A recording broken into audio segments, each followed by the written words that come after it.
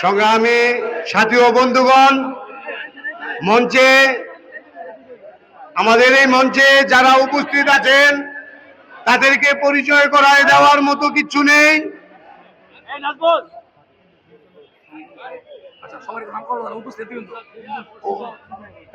কেন্দ্রের সভাপতি, কেন্দ্রের অনেক নেতৃবৃন্দ এখানে আছেন যাদেরকে নারায়ণগঞ্জবাসী সবাই চিনে, তাদের নাম বলে পরিচয় করার মতো কিচ্ছু নেই।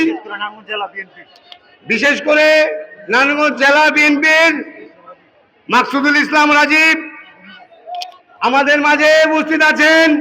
কেন্দ্রের আমাদের সম্মানিত লতা ভাবি আছেন, আমাদের সেলিম দাদা,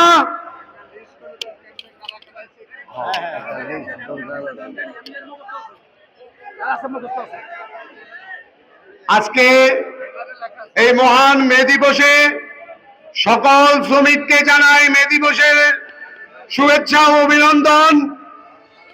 বেশি কিছু বলবো না, আমার থেকে অনেক মূল্যবান বক্তা রয়েছেন এখানে যারা আমার চেয়ে অনেক মূল্যবান কথা বলবে। শুধু একটা কথা বলেই আমি আমার বক্তব্য শেষ করব।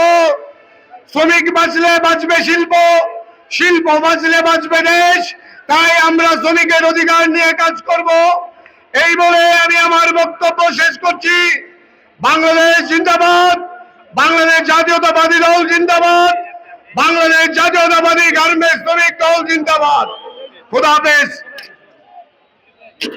এ পর্যায়ে বক্তব্য